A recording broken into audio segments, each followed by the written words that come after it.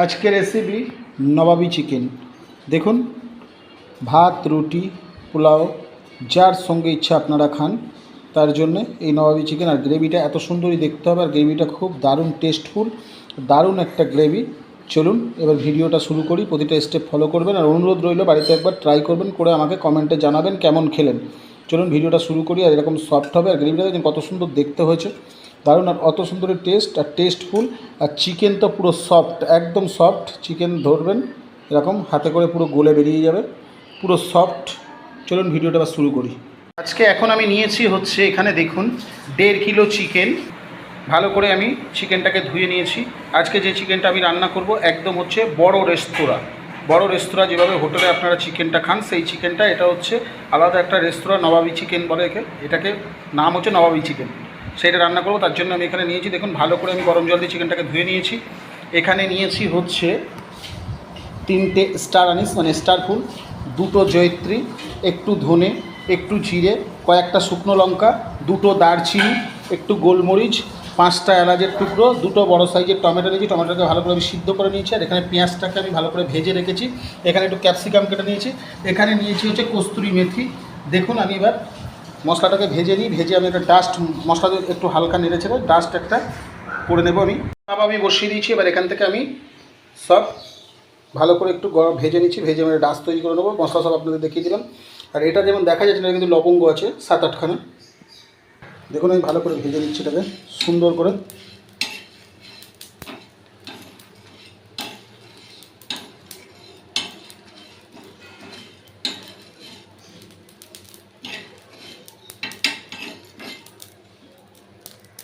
দেখুন কি সুন্দর করে আমি এগুলোকে ভেজে নিয়েছি। দেখুন সুন্দর করে ভেজে নিয়েছি। দেখুন এরকম হাত দিচ্ছি, সব আমার এরকম গুঁড়িয়ে চলে যাচ্ছে। দেখুন এই যে এই লঙ্কাগুলো হাত দিচ্ছি, ভেঙে যাচ্ছে সব। আমি এখানে ডাস্ট মশলা তৈরি করে নিচ্ছি। আর এখানে একটু কস্তুরি মেথি, এই চালুটা গরম ছিল, সেই গরমের ওপরে আমি কস্তুরি মেথিটা এইভাবে একটু দিয়ে রেখেছি, কিন্তু গ্যাসের ফ্লেম অফ আছে, পুরোই অফ, এই গরমে দেওয়া আছে। চলুন এবার ডাস্টটা করে দিই। দেখুন আমি এখানে এই মাংসটা এবার ম্যারিনেট করে রাখার জন্য সবার প্রথমে হচ্ছে 2 চামচ ভিনিগার, স্বাদ অনুযায়ী লবণ, হলুদ, কাশ্মীরি লঙ্কার গুঁড়ো, দেখুন কস্তুরি মেথি। ডাস্ট করা মশলাটা আমি ডাইরেক্ট মিক্সচার থেকে ঢেলে দিলাম। দেখুন এই ডাস্ট মশলা, যে মশলাটা আমি করলাম, পুরো ডাস্টের মধ্যে দিয়ে দিলাম। দইটা আমি ভালো করে ফেটিয়ে নিয়েছি, ভালো করে ফেটিয়ে দিলাম টক দইটা।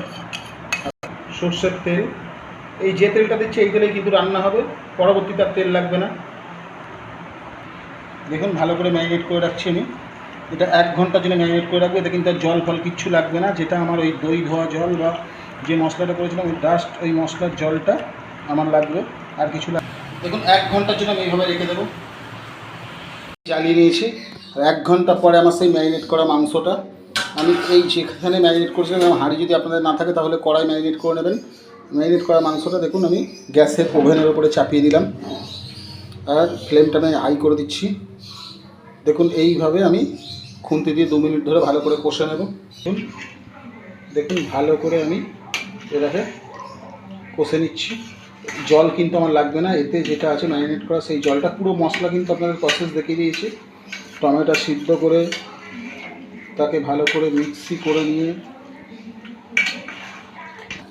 দেখুন চিকেনটা এই 5 মিনিটের জন্য চাপা দিয়ে দিলাম। 5 মিনিট পরে তুলব আমি। দেখুন 5 মিনিট বাদে আমি আসলাম। দেখুন চিকেন থেকে কতটা জল বেরিয়েছে। ওই চিকেনে ওই জন্য জল লাগে না, কতটা জল বেরিয়েছে দেখুন। এবার আমি ঘুঁটে দিলাম। এবার আপনারা পারলে যদি দেখেন যে বেশি হিট হচ্ছে, তাহলে মাঝে মাঝে কিন্তু আপনারা এইভাবে ঘুঁটে দেবেন। আর টমেটো আর পেঁয়াজটা যেটা আমি ভেজে রেখেছিলাম, সেটা কিন্তু আমি মিক্সিতে পুরো গ্রেভি করে নিয়েছিলাম। এই টিপসটা আপনাদের বলে দিলাম, পুরো গ্রেভি করে আমি কিন্তু মাংসের সঙ্গে ম্যারিনেট করে রেখেছিলাম। আদা রসুন দেখুন আমি 2 মিনিট এবার আবার নেড়ে ছেড়ে নিলাম। নোয়ার পরে আমি এখানে যে আদা রসুন ধোয়া জলটা ছিল, আমি একটুখানি জল এখানে অ্যাড করলাম, শুধু আদা রসুন ধোয়া জল। জল লাগবে না, জল আপনারা নাও ব্যবহার করতে পারেন। আমি আদা রসুন ধোয়া যে জলটা ছিল সেটাকে অ্যাড করে দিলাম।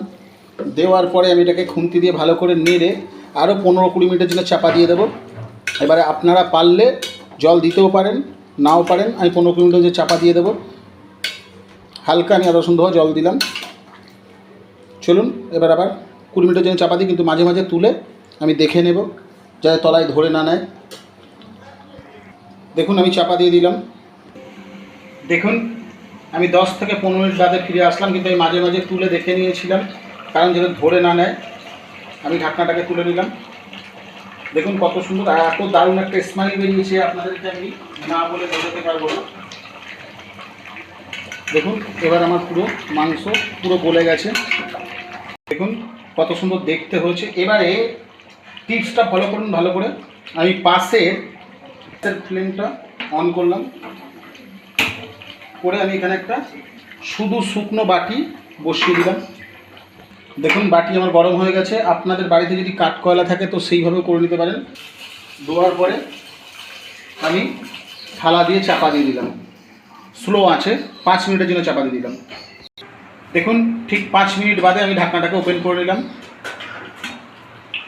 দেখুন 5 মিনিট বাদে ঢাকনাটাকে ওপেন করে নেওয়ার পরে আমি যে বাটিটা ওখানে বসিয়েছিলাম, দেখুন একটা কত সুন্দর কালার এসছে চারি সাইড দিয়ে।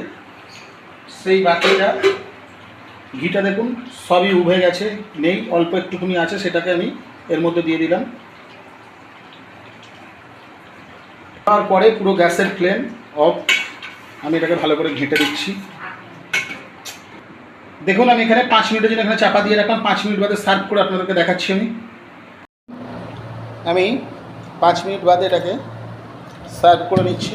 দেখুন দেখতে কত সুন্দর হয়েছে। দেখুন ঠিক এরকম দারুণ হবে, এরকমভাবে বড় বড় রেস্তোরাঁয় এইগুলো হয়।